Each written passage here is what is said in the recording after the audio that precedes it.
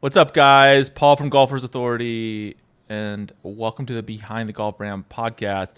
This week, we're on episode 70. I can't believe I've hit 70 already. It's been a great year and a half, and I'm really happy to have you guys all along with the journey. This week, I have my friend Sam Uisprapassorn, the CEO of Cut Golf Balls.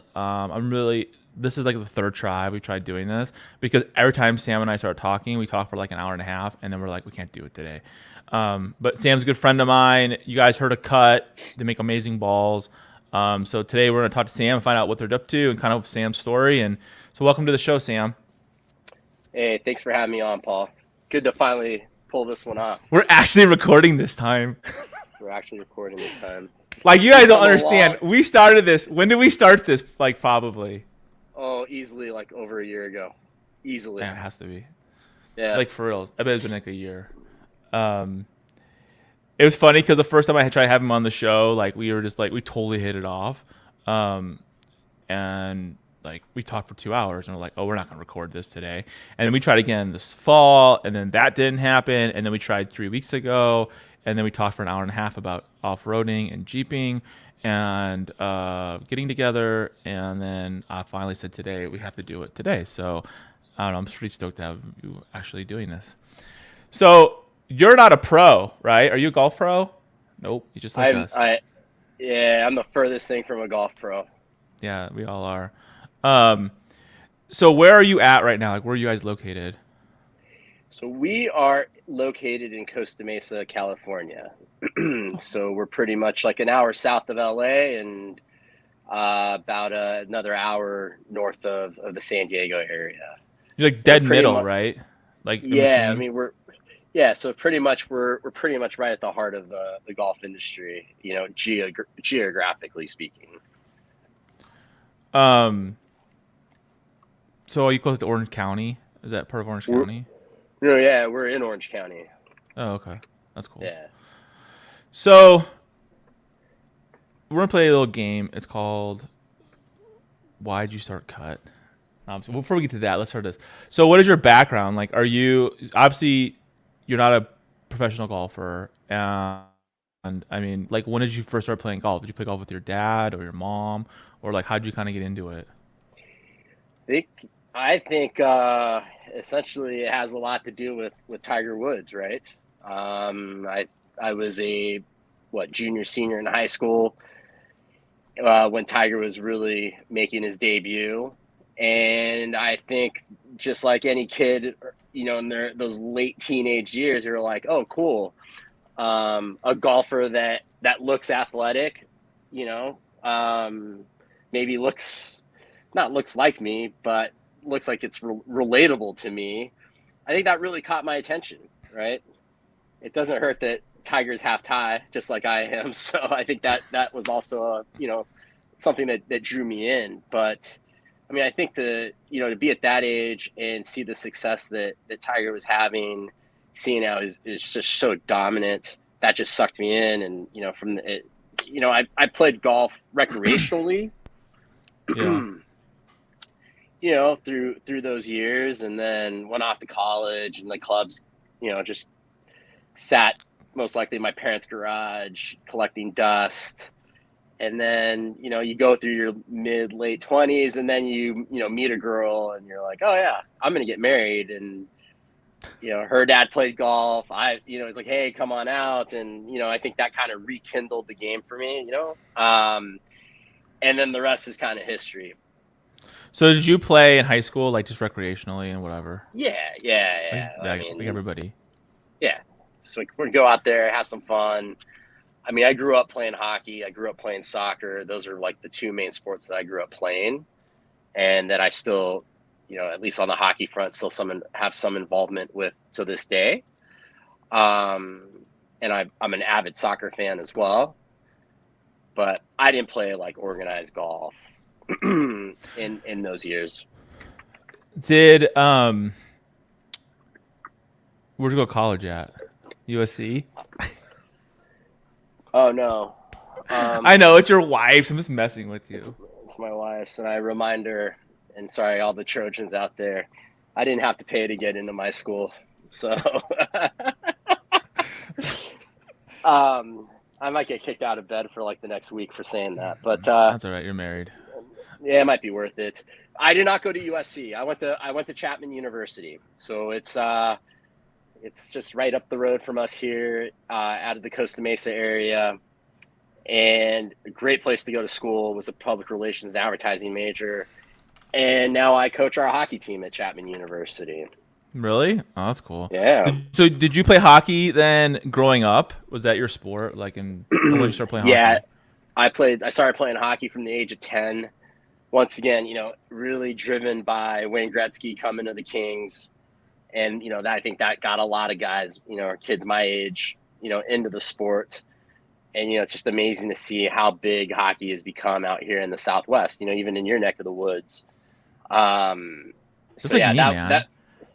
That's like I played baseball until like seventh, eighth grade, and then I started playing like roller hockey, right? And I couldn't skate with a crap. And then I started playing ice hockey, and I literally fell in love with the sport, probably more than any other sport I ever played in my entire life.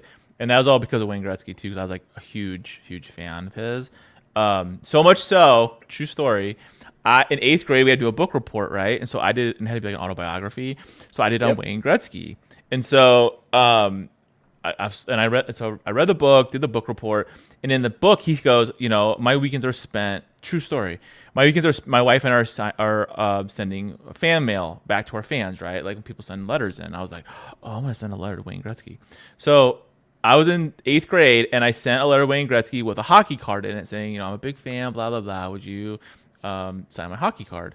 And like, no crap, dude. 9 months later, I get a call. I get a letter in the mail from the Great Western Forum, and I knew right away because like all you hockey people, like it's the Kings used to play was the Great Western Forum, and so I was like, no freaking way.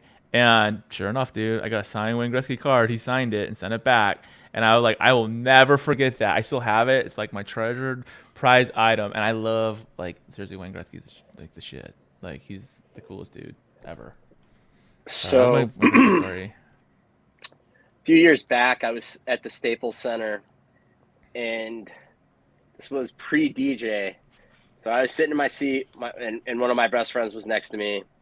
And then Paulina, Janet, and Wayne were the three seats next to us. Let's just say my buddy had to pump a whole lot of whiskey into me that night because I was just freaking out. Um, And everyone else, so did you get a picture and an autograph? And I'm like, no, I just let the man be. I'm not even going to bother him. Forget that. I would all over that in like 2 seconds. No, I love him. Like you understand. Like because when I was a kid, right, there was no hockey in Arizona back then. We had 3 ice rinks in the whole state. Like there was pre Coyotes, right? And so like my cousin played hockey for the Phoenix Roadrunners, right? Runners. That was, Yep. and so like, okay, we're doing hockey trivia time. So like that was like the farm team for the Kings, right? Right. And so I would go to hockey, and they played at the Phoenix Memorial Coliseum, which is like the biggest shithole on the planet. And I used to love going to those games. It was fun. Like I still remember all the IHL teams. And so I remember when I was a kid, I used to take dates there. Like you want to look like the shit. This is what you do. Like you go out there, and then after what happened after the game, they let you skate on the ice, right? So I take dates on the ice like after the game. They're like, oh, you're so cool, and I'm like, it was like $3. Like it wasn't that big of a deal. Like this place sucks, but And then one time I was there. Who was the coach for the Kings back then? What was his name? Barry Melrose. Barry Melrose, right? So we were at a game one night, and this was during the NHL lockout or whatever it was in like 95, 96. And I'm like, oh my God, it's Barry Melrose over there. And like he was sitting by himself watching the game because he had nothing to do probably. And this is before he was a sportscaster. And so like I walked up to him, I'm like, hey, Mr. Melrose. I'm like, big fan. So and I'm like, I didn't ask for an autograph or a picture. There's like pre-cameras. Like this is how old this was. So then I was like, so I like shook his hand. I was like, I don't know, I love hockey stuff. I'll geek out all day long on old hockey players, dude. Like all day long. There's another story. So then, like now, like I had Stefan Yeller on the show, right? Yep. And so because he's one of the owners of Alignment Pro, and so like I talk to him all the time. And the stories he tells, like he talks so much crap too, but it's like he like knows everybody because like the NHLPA has these golf tournaments here in Phoenix, and like everybody from back in the day shows up, right? Like Marty McSorley and, Neil Broughton and Mike Modano and like all the 90s players that I ever remember. I can tell you anybody nowadays. I have no idea. But back then, I could tell you every guy. So I'm totally geeking out. Sorry. But No, that's, I mean, I don't. So I'll share something since it has to do with the brand. I don't know if I didn't have I coach now because it's me giving back to the game, right? Because I believe this game gave me so much. It made me the person that I am, whether it's a good thing or a bad thing. Sometimes I kind of wonder, because it makes you it just makes you a persistent motherfucker. You know what I mean? Like nothing. I mean, who decides to start a golf ball brand and get out of bed every morning and go compete against Callaway, Titleist, I TaylorMade, would. etc. That you got to have half a screw's got to be loose, right? I'll tie this back into the hockey thing in a sec, but like I was listening to a podcast one day, and it was about founders and all of that, and then they said, this guy Was on it there behind the was golf like, brand? it No. wasn't. Thanks a lot. All right. Well, it was like an NPR one or something. And this guy was on there talking about how founders are irrational people. And I was like, what the hell is this guy talking about? Irrational. I'm the most rational. And I was like, whoa, time out a second. Yeah, what you've done is completely irrational, right? Yeah. So It's not the normal course. People would never in a million years do what you do and do what I do. They would like to do it, but it's not safe. It's not comfortable, right? Like that's just people. It's hard. It's scary. I don't know. It's fun. It's it's exciting. I mean, it's everything you just said. I love. And That's why I love doing the podcast, because when I talk to guys like you and all the guys I've had on the show, it's like it's the same thread goes through all of us, right? It's like we're crazy. Like we would not. Why would you be writing articles on the weekend when you can go play golf or when you could do whatever else? I'm like, it's fun. Like it's fun. Like this is. I don't know. I think it's the challenge, right? Like you got to figure this out. I mean, like It's a especially game. It's like a very complex game. well, especially in like your space, because you're also competing against some behemoths, right? Oh yeah, all day long. They're hardest. I mean, yeah, I know my competitors are. They're not even competitors. Are so big. Right. Well, I mean, but you got like massive media companies behind a lot of your competitors, right? That have these resources to produce Yeah, content magazines that came from whatever, billions of dollars. It's one big investment. Yeah. Well, same thing with you. I mean, seriously, who starts a golf ball company? Like for reals? Like you were like one of the first to actually do that. Like Vice was first, right? Like doing direct to consumer and all that. But like, I mean, there, I went to PGA Superstore this weekend and I was looking at the balls, right? I was looking, and it was like, and it. I haven't looked at balls for a long time because I just work with certain brands. I get free balls. I don't really look around. But then I realized, like, oh my god, there's so many new ball brands out in the market, and like, or the old ones are just copying each other, right? Like, oh, now there's all these different colors that never existed. I'm like, oh, I've seen that before. Cut did that 4 years ago. Vice did that. It's like, it's just funny. But so back to hockey though. So what, you think hockey's helped what's instilled what you did moving forward in life? Yeah, absolutely. I mean, Well, I would what? tell you 3 minutes of insanity on the ice and then coming back and like trying to catch your breath. yeah, I mean, look, and I played at a high level growing up. I never, I played junior level hockey. I never cracked like minor leagues or the pros or anything like that. So I'm not gonna posture and say that I did anything along those lines. But I mean, there's something to be said for that. That it's a requirement to keep your head up. It's a requirement to beat your opponent and be first with the puck. And you got to give everything you got for those 45 to 50 seconds that you're on the ice.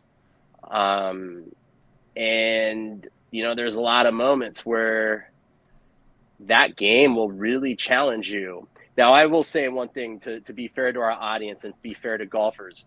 Golf has to be the most brutal sport I've ever freaking played by way of this muscle, the one I'm pointing at, right? I mean, I dabbled in playing some competitive golf. I did the Golf Channel Am Tour, right?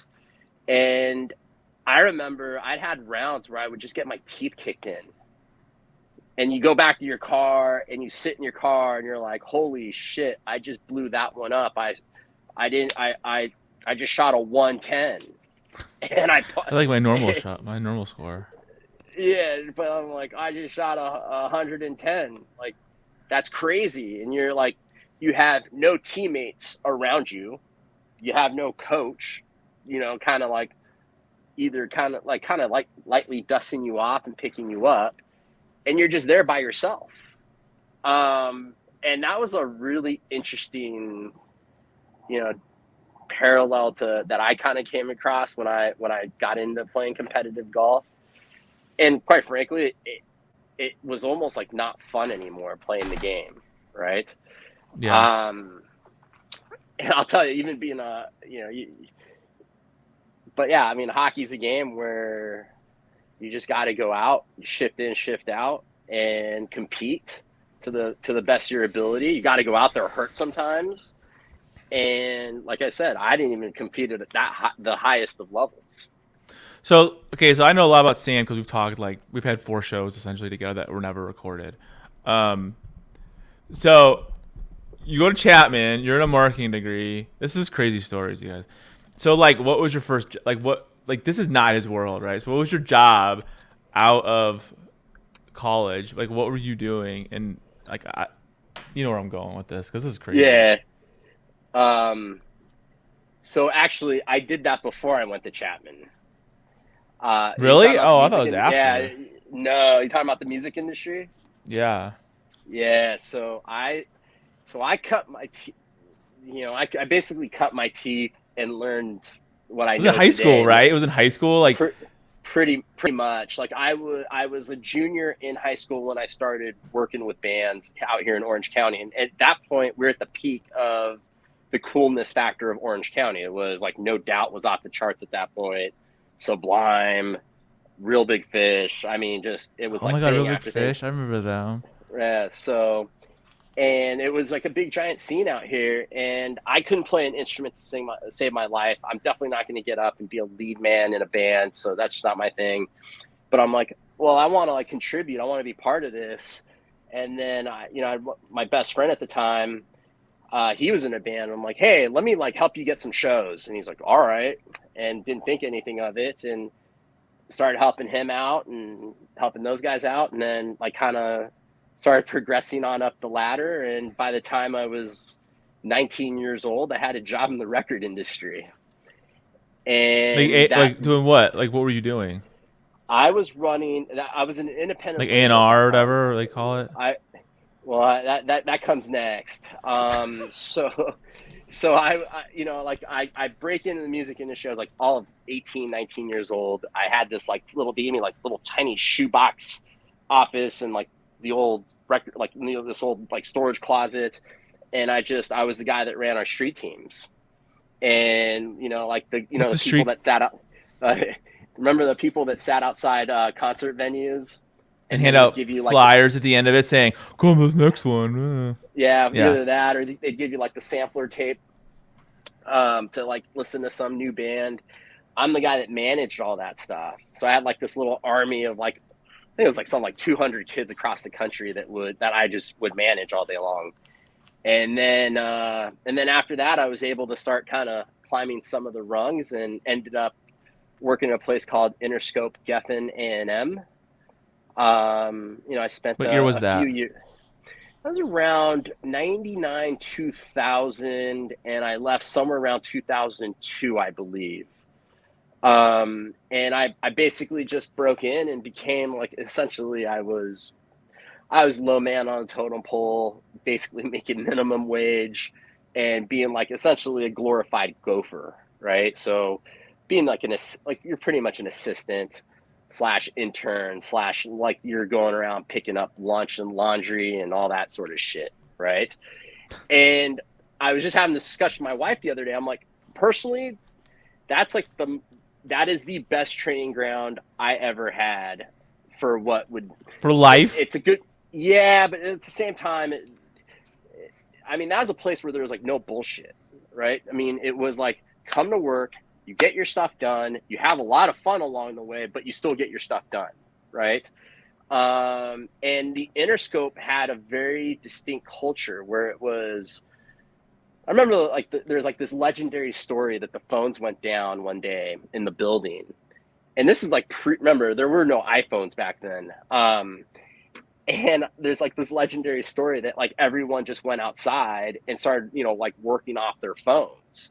Like there was no like, oh, we're gonna go take an early lunch or like this, that, or the other. And the result was, I don't know. I mean, look how many successful artists came out of that place. And Yeah, like start naming the artists that were there at that time, because this is a big deal. This is not like all some little crappy. Right. So it was the home at that point. It was No Doubt, Bush. I'll never forget. So the Black Eyed Peas were like one of the new up and coming bands, but they weren't the Black Eyed Peas that we would then later get to know. I remember watching will.i.am sitting at a desk next to me, packing his own records into mailers to service the press, because that's what you had to do, right? Like it was you were always hustling. Even the artists were hustling. Hustler. Yeah, so it's like Limp Bizkit. That plaque behind me is for the Bloodhound Gang. I worked on. Oh my god, I love Bloodhound Gang. Yeah, they're holy super crap, nice group of guys. And like I said, I mean, now, I mean, I'm in the corporate world, and there's days where I'm like, these people would never last a day at Interscope. Like, they would there's just no place for you here. Like, there's no time for you. Get out of here. Yeah, because I mean, look, I mean, we've gotten to a place where, and I'm guilty of doing this at Cut, where we look at certain like trends, market conditions, and I sit there and pour over a Callaway and a Cushnet, quarterly earnings report. I'm like, oh, I think the market's going to go here. Well, yeah, that's great when you're sitting up there in your little ivory tower, but then there's like the practical side of things that will really kick in, right? Like, did you know the price of Sirloin is most likely going to go up? Oh, what about the ocean freight it's going to cost to bring your golf balls? Yeah, you start getting in the weeds, right? Then you don't get to. It's not like you're running a company at that point. It's like last night, like we went to Taco Bell, which I never eat at Taco Bell, right? But it was after my son's lacrosse practice, and so I'm like, "Are you hungry?" He's like, "I'm starving." So I'm like, "Oh, Taco Bell," and I watched the guy. This is on point, right? I watched the guy filling the soda, and like Taco Bell, for all you people out there, like if you say I want a large drink, like they have buttons for like the amount of ice cubes that are going to be in a cup, right? Like I'd never seen that before. I didn't even know that was even a thing. I know, like, oh, you're a medium, you're a 2, and it gives you the exact amount of ice. Yep. Like they have all that down to the penny, right? Because I was trying to explain to my son, I'm like, oh yeah, probably because they give you too much ice, then they lose money on the water, and like who knows, guy, whatever. It's like so micromanaged, not like, oh, here's your soda, right? Like, well, the waste, like even at Cut. I mean, waste will drive me bananas. Well, it's lost money. Like, I mean, it's all it is. Like, well, yeah, but and how do I say this? Because I'm trying to be fair, because we've always had a good group of guys that have worked with us here, and I really appreciate them. But like, there's moments where I'll see things done where I'm like, ooh, like, yeah, like a half open pack of balls, and you're like, oh, I can't sell that now. Thanks a lot. Yeah, things along those. And you know what? I don't fault them, because, of course, you didn't think about. Why would you think about dollars and cents, right? No, of course not. You know. But and like I said, we got a group here that they're very focused on knowing the economics and the impacts on decisions. So I give them a lot of credit for that. But yeah, you still have certain moments where like, we all do it. Let's not be so wasteful here. But anyways, we've gone down a very interesting rabbit hole and tangent here. Okay, well, it's because you're talking about Taco Bell now. No, you talked about. Well, hold on a sec. What did you get? I'm just kidding. Bell? I love Taco Bell. Anyway, so what? Okay, so you're at Interscope, and then what was like the final straw? And you're like, "F this." I already know the answer to this, but it's such a good story. So I walked. So I was a really big fan of this band called Cara's Flowers, who was signed to Warner Brothers. They had a pretty monumental record deal at the time from a dollar standpoint, and they got a guy named Rick Cavallo to produce their debut record, which is he only touched Green Day and Goo Goo Dolls at that time. So like it's money. Like it's like it's Yeah, gonna be good because well, it yeah. was supposed to be good. Like Warner put a lot of resources into this band. So they released their record. I thought it was a phenomenal record. The public, I don't think, really agreed with that. And then they kind of just wanted to leave their record label. They became essentially, in sports terms, they became like free agents looking for a new record deal. And I was kind of tracking them. And the position that I had was, if you brought a band in or you brought an artist in, that's like your ticket to like just like Being a almost like your own. billionaire. Yeah, well, yeah, yes and no, right? I mean, Like yeah. I worked with like side by side with the guy who like brought in Eminem, right? And he was like up here, and the rest of us are like over there, like taking out the trash, right?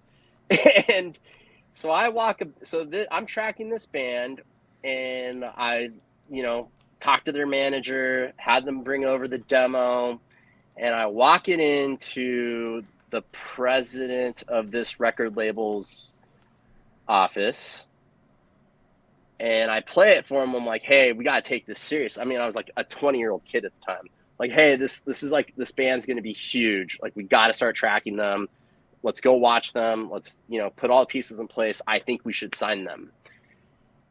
And he just looks at me like, here's like a split second or three of a song. And he just looks at me. He's like, take that shit out of my CD player right now. And I was like, okay. And the name of the band was Maroon 5. And that was like the moment where I was like, you're a donkey. You're an idiot. And I don't know how much longer I want to do this for. And I'm going to go back to school and kind of get out of this rat race. And yeah, that was. And had he just been like was, open to it, you've been like not on the show right now because you'd be like in Bel Air as a Fresh Prince and like. Pretty much, yeah. I mean, I hate to admit it. I mean, I'd most likely be golfing with Adam Levine. And instead, I'm sitting in my garage talking to you. Thanks a lot. I mean, I'm better looking at Adam Levine though. It's okay. Just kidding. So you get out of college. I mean, so you go to college, you play hockey. And I mean, I just think it's fascinating. And then you join the rat race like the rest of us, right? Like you get a job because that's what we're supposed to do. And then like, what point did you start saying like when did you start thinking about starting a golf ball company? Like what year was that? After college, I had an entrepreneurial, venture, if you will, that did really well. And then 2008, 2009, the financial crisis happened. What was that venture? It was in the skate industry. And like skateboarding? Yeah, skateboarding. Like I helped start a brand. I helped start a distribution business. Did really well, but this is what I mean. Like there's an aspect of, we're sitting here in a meeting, in my office meeting room, whatever it is, and I'm looking at like, oh, here are the dollars and cents coming in and out. And then there's like the practical thing that happens out in the real world, right? And I remember our sales started to falter. Like, I mean, this thing was, we were like one of the hottest brands at the time, had a really good distribution business going. And somewhere around the summer of 08 or 09, it's like someone flipped the switch from on to off. Like our sales just started going down, down, down. And I'm like, oh, it's our sales staff. They've gotten all complicit or comfortable, I should say. And they're not pounding the phones as hard as they should be. And I'm just going to walk in and fire them all. This is the stupidest thing I ever did. And then I remember I was like, okay, something's really wrong with this business. And I came in on a Saturday afternoon, and I'll never forget doing this. And I started calling accounts randomly. And I was like, hey, Mr. and Mrs. Skate Shop owner, Like I've noticed that like you used to order like X amount of product from us on a month in, month out basis, and we haven't seen an order from you in like 2 months, 3 months. What's the deal? Like everything okay?" They're like, "Yeah, how do you expect us to buy skateboards from you when half the towns just lost their jobs?" And I was like, "Oh, that, yeah, like like so Reality check. it was, and that for me from a leadership standpoint taught me a lot, right? Which is once again, you could sit over here and analyze and think things through, and then there's going to be you're going to have a practical moment when your market's going to tell you something that you may have never sat back and said, "Oh yeah, that could be a factor as to why my business is either up or down." Um, so yeah, that was like a lesson learned, that's for sure. So I did that, uh, and then like met my somewhere around there. I went into coaching for a while, full time for about a season or two, and then I met my wife, I met my soon-to-be wife, I guess, and then just said, "All right, it's time to go out and I have to go get like a real job now and think about my career." And then I landed in the solar industry. And then the solar industry is a great place to work, great place to make a career. But man, from where I came from, I mean, it's the most boring industry you'll ever be a part of. And which I can appreciate. I mean, I worked with some great people. I've learned a lot of awesome things. But I think I hit a moment about 6 years into my solar career where I was like, all right, this is cool, but I'd like to have some fun, or maybe it's time for me to revisit my entrepreneurial roots. And I at this point I'd taken up golf. It was like something I was doing like every weekend. I was maybe playing a round or two a week. And one day I was on the golf course with two really good friends of mine. And I was like, "Man, I'm losing a lot of golf balls today." So you're telling me Dollar Shave Club figured out a solution for the razor. You're telling me the Casper and Tucked and Needle figured it out for the mattress industry. And here we are in the golf industry, and there's like real no true solution. Because I was like, well, I started researching things like Vice and Encore and Snell, and it seemed like they make a great product. And then I was like, but there's not really a direct to consumer value there, right? I think Vice, you have to buy like 5 dozens, and then maybe you see the price come down. And the thing that came to mind was, well, if you're making me pay at that price point, I'd much rather just stick with my Bridgestone or my TaylorMade that I was playing at the time, because Nike had just decided to exit the industry around here. And I said, I'd much rather pay like the extra $10 and go with something that I trust and know and all of that. And I said, man, these guys on the direct to consumer side, I mean, they seem to like get it, but it just, that price point wasn't impactful enough to me. And I said, is there a way to get a 3 or 4 piece urethane golf ball to like the $20 mark or the 1995 mark, right? And I started doing some homework, started learning the ins and outs of the golf ball, by way of essentially just being educated by a lot of online research. And lo and behold, we were able to secure our first factory that was formerly producing for Nike. And they said, yeah, here's a 4-piece urethane golf ball. And we looked at the economics that they were and the pricing that they were offering us, and it seemed to make sense. And the next thing you know, Cut Blue comes to market in March of 2017, and we were able to offer a 4-piece urethane golf ball at $19.95. And then later that summer, we coined, it's the best damn golf ball under $20. And I would say, like, So you kind of like from found there.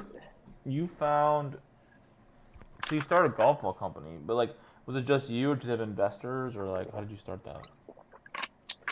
Oh, it was just us. I mean, it's just like essentially myself and a few friends.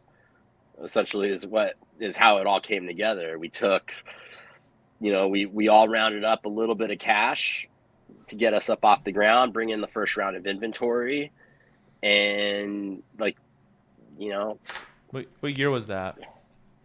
That was the end of 2016 and beginning of 2017 when all this is How happening. big was your first order? Of golf Like balls that we brought in? 10,000 or something crazy? No. It was like 999. I want to say it was like the exact number. I remember like I like begged You the maxed factory. I'm out like, the whatever you could totally get. well, yeah. So I'm like, I'll never forget this. Like, so we ordered a 2-piece Surlyn ball, a 3-piece Surlyn ball, and a 4-piece urethane ball. Right. So cut what is now cut red, cut white, and cut blue. And I'll never forget this. Like, luckily, I knew how to manage, freight forwarders, a little bit of logistics. And I'll never forget this. Like, pallet gets dropped off at my house in front of my garage, It's and the huge. pallet, like, That's a lot of balls. yeah, but it's one pallet, right? I mean, now I go in our warehouse and I think about that day and I have like this little chuckle, right? So the pallet was even like broken because like they like someone rammed the forklift into it. And then I sat there, I looked at this thing and I'm like, well, I'm either going to have golf balls for Christmas presents and for myself for like eternity, or I'm going to figure out how to sell this stuff. And I think we figured out how to sell that first So how shipment did of you the sell order. it? So you buy 1,000 golf balls in 2017. I'm assuming you build a website, right? Duh. Yep. And then, but then how did you grow it? I mean, because you guys obviously sold a fair amount, just buy Yeah. more. So like how if you're a new entrepreneur out there wanting, I'm not saying golf ball space, but like how did you market your product? Did you just do like run ads? Did you like get in influencers' hands? What did you do? So Matt, who is one of the original partners here, he was really he would just go on Instagram and start messaging all the influencers.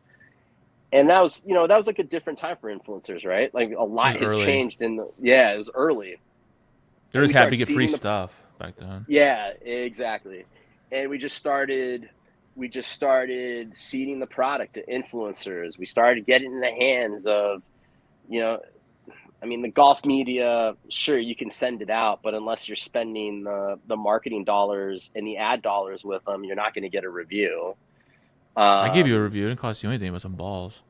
yeah, Oh, he said but golf media. My bad. My yeah, bad. yeah, yeah, exactly. So so you kind of had to like pick and choose where what we were doing, and then we figured out Facebook advertising. Well, let me rephrase that.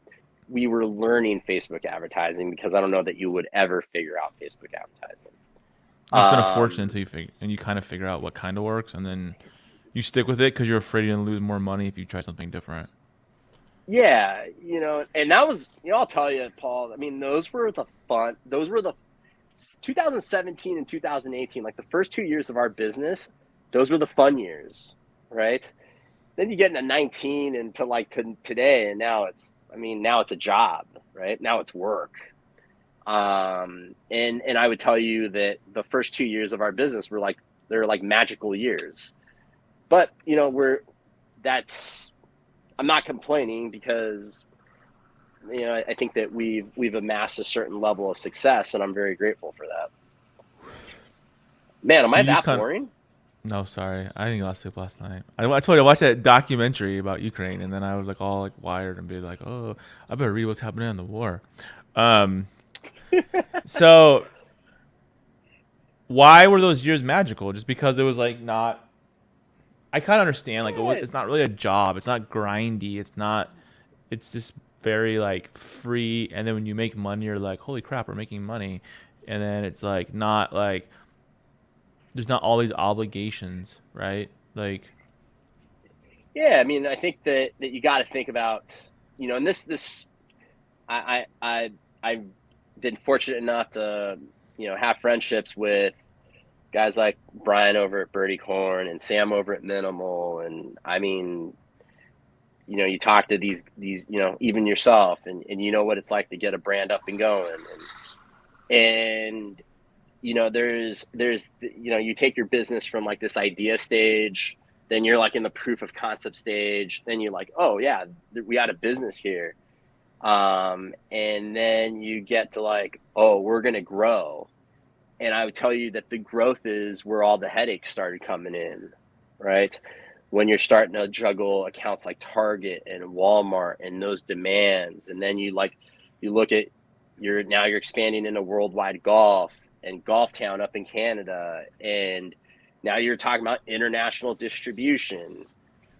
And then you have a pandemic hit, and then there's a whole other set of factors that you have to take into account, while you're still running this business that's like, just it's turning product on a day in, day out basis. At the time you guys released, who would you have said is your competitor at the time? Don't say Callaway and Titleist, because I mean they're like crazy guys. No.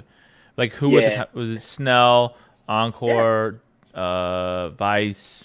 Yeah. Okay, Yeah. I really? would tell you. Yeah. I would tell you. You bring up a very good point. I would tell you that we have taken, the Titleist, Callaway, and TaylorMade brands, and we almost just put them in the corner. Like, you're Yeah, over you kind of there. have to. Yeah, like, what you think I'm going to compete with an $800 million marketing budget? And No I way. might be underpinning it. Yeah, it's not going to happen. You'll So they're quit over if you there, try to compare yourself to those things. You'll quit. You're just like, I'm not gonna do this. Like that's right? impossible. No, and you got to look at, what I mean, you got to take a step back when you're entering a business and really understand what's your addressable market, and then who are the players within that market and what share do they have. And I just like, okay, those guys are great. Let them duke it out over there. And then really sit down and hone in on focusing on the direct to consumer competitors that we have, which are Snell and Vice predominantly. We've seen other brands like Encore, and there's another one. There's a few other ones There's that kind of Quantix. don't. They just came out. Quantix, thank you. Yeah, thank you. Yeah. Um, but you see a lot of like now. There's one called like Seed. I don't know. There's like a bunch of new ones Seed. that started in the last Seed. like year. One's called like yeah. I don't know.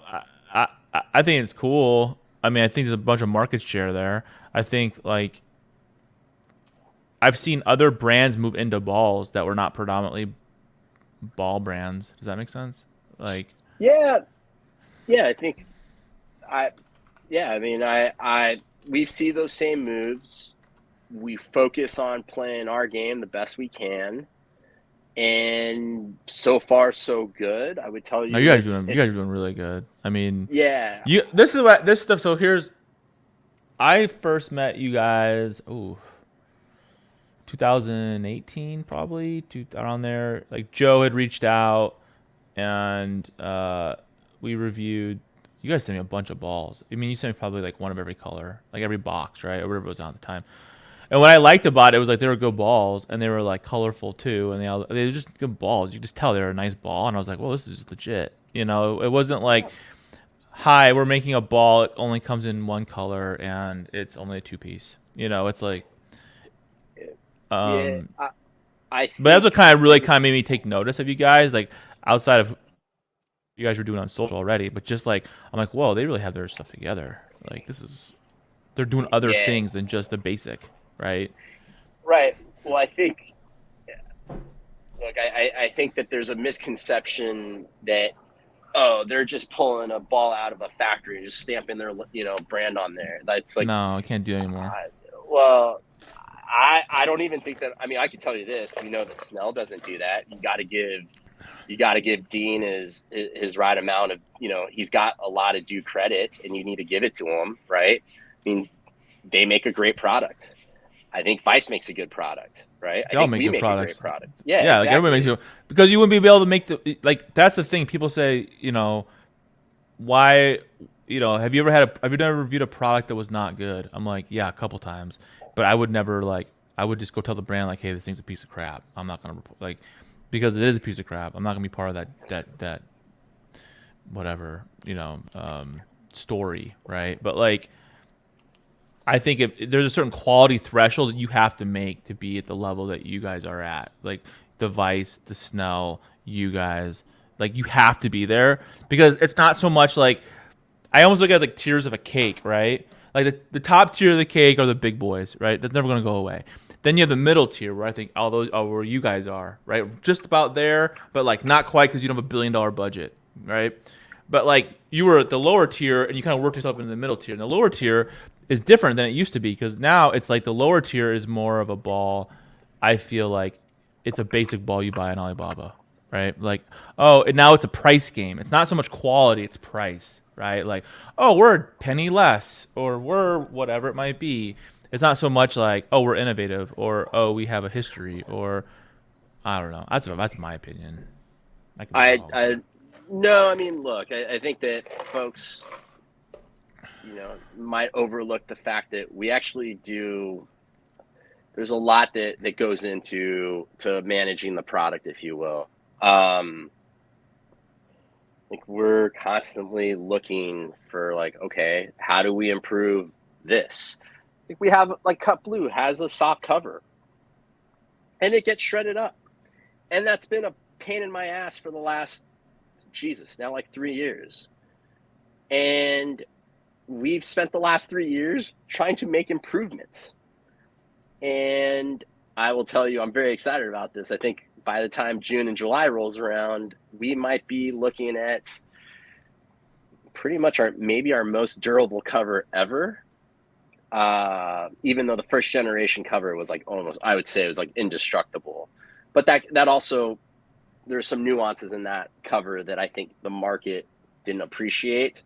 But I think I'm really excited about the new version of Cut Blue that's going to come out. DC and Cut Gray, I mean, we use the same manufacturing partner that's a legacy manufacturer for Nike. And if you were playing the 20XI ball and you're playing the resin ball, it was coming out of like literally out of the same line that our ball comes out of today.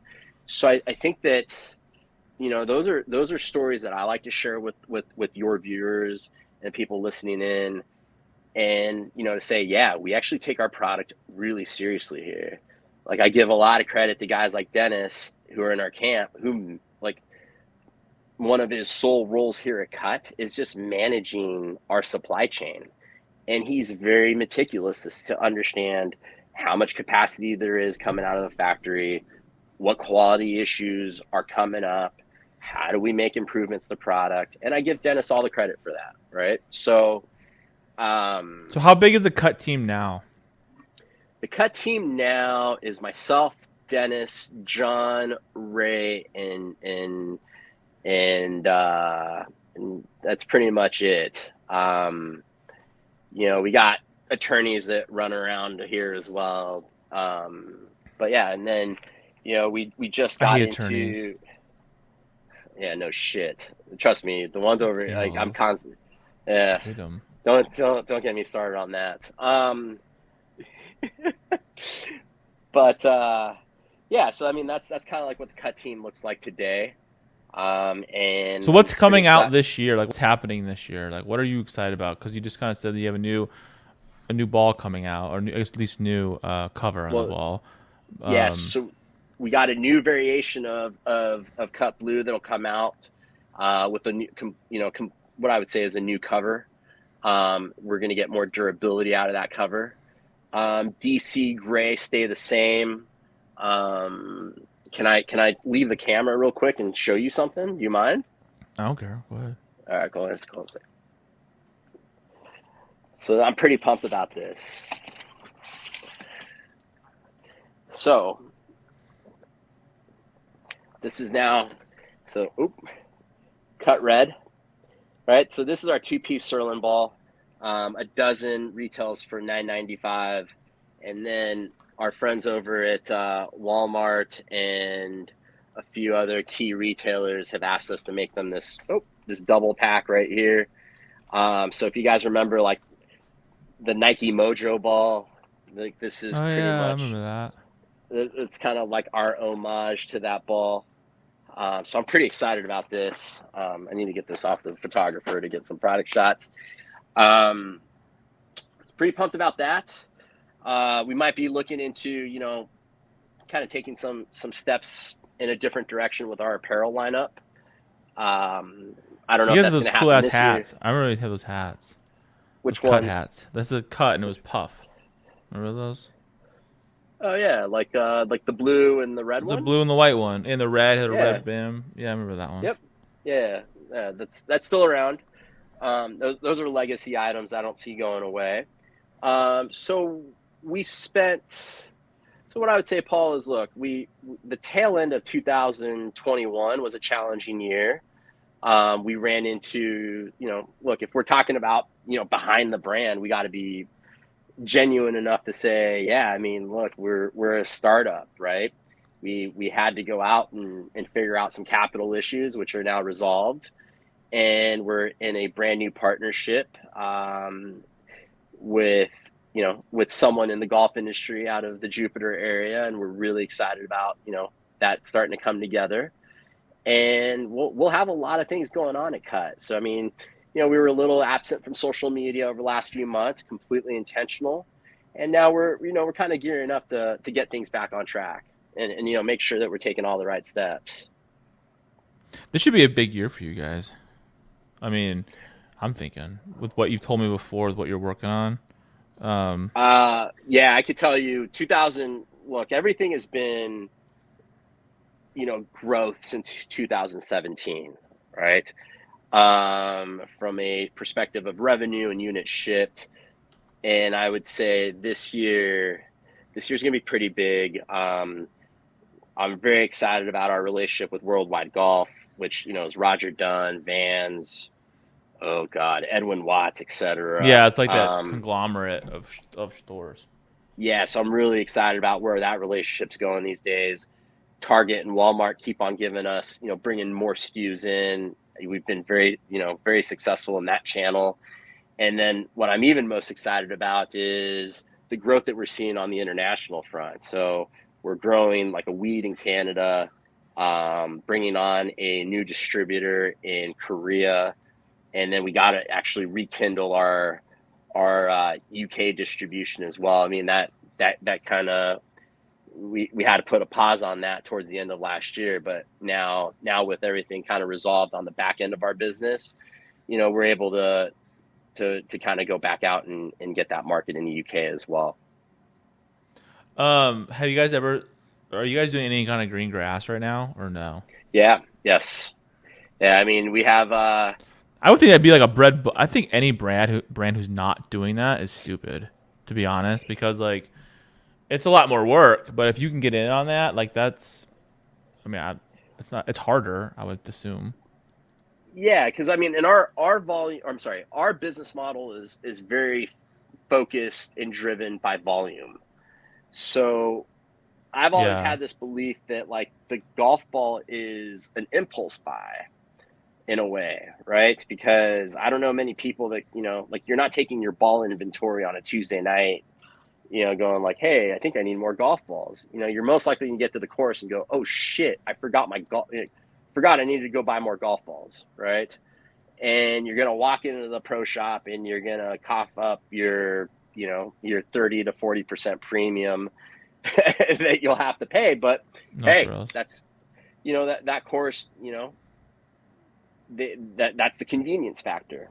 So I would say our green grass business really started doing well last year, actually, and I do expect some significant growth in But when you that do green grass, like what do segment. you focus on as a brand? Do you focus on the big players, like the Troons of the world, or do you focus on like munis? And I have no idea, to be honest. I think that we took an approach of focusing on larger accounts, maybe like in that 2020, like in 2020, that was the way to go. As soon as the golf course is closed, or they wouldn't even see. I mean, there's a chunk of the year where they wouldn't even let you come into the shop to present a line. So we really looked at, all right, let's grow our key account business, and then when green grass gets back to normal, which we're already there, you know, yeah, then we'll go start selling those guys. So I would expect that the majority of our growth comes in the green grass segment. I can't believe you're answering Walmart and Target. That's crazy. I mean, that's so. commendable. I mean, like, are you guys in Dick's and all those dudes yet? We're not in Dick's. We're in Meyer. That's another one that we opened up for all our folks The in the Midwest. Midwest. Yeah, that's a pretty cool one. I have a brother-in-law that lives out in Wisconsin, and he had a Meyer right around the corner from his house, and it was like, okay, this is. Yeah, when you don't live in those locations and you hear these like, like we don't live in Canada, but we're like, oh, golf town. Like I'm not Canadian, and I know a lot of people live in Canada. I mean, follow our show, runs with, and then like golf town's huge, like, but it's like to me, it's like a Dick's because Dick's is down the street, right? Now, Yep. so what's your plan then for the site? Are you guys in the process of redoing the site, or are you guys gonna keep it the same? No. I would say, look, I can. The broad general answer is I think what you're catching me on the front end of what we internally call cut 2.0, right? Yeah. So I think you're going to see an evolution of the brand. You'll see an evolution of the product. You'll see possibly evolution of the messaging. So I think that's me just laying the groundwork to say we're going to have follow up to all of this. I want to see you this summer. I told you that already. So I got some big plans with you to come visit you and hang out in California. Like whatever, dude. Oh God, not that thing again. So I'm really excited. You guys, I don't know. Like I'm actually glad we recorded the show today. Like I've said, we've tried it numerous times, and we probably wouldn't have recorded it today if I didn't force them to. 30 minutes into our conversation saying we need to record. But I've been a fan from a far distance. I mean, I think Sam is a friend at this point. We talk like I don't know, like a couple times, like at least once a month. It feels like about stuff. And you guys need to check out Cut Golf Balls. I think it's really cool how you guys have grown so fast. Like I know I was impressed in the early years when I first saw you, and I always had a good relationship with Joe, who was no longer there, Yep. but like with Joe, who brought me in, and then that's why I became friends with you. But you guys can get cut pretty much anywhere. I mean, it's in big box retailers. It's online. And yeah, thanks for being on the show today. I appreciate it. Of course, anytime, Paul. Thanks for having me on. Where can people find Cut Golf Balls at? You can find it on our website. Go to cutgolf.co. We just kind of listed all of the retailers along the way. Target, Walmart, Amazon, Worldwide Golf, Golf Town for our friends up in Canada. And then, soon you'll be able to. I mean, I know that we're in outlets in Japan, Korea. So, Yeah, yours are and growing like and it, crazy. yeah, I mean, the list is growing because I used to answer that question like in 3 words, and now it's it's like website Amazon. Now it's everywhere else. Well, awesome. Well, thanks for being on the show, you guys. Sam's a good dude. Cut's awesome. You guys got to support him. I mean, honestly, they make the best game ball under $20. I mean, $20, that's nothing. It's not even a round of golf. That's not even half a round of golf. So check them out, and I will see you guys in the next episode.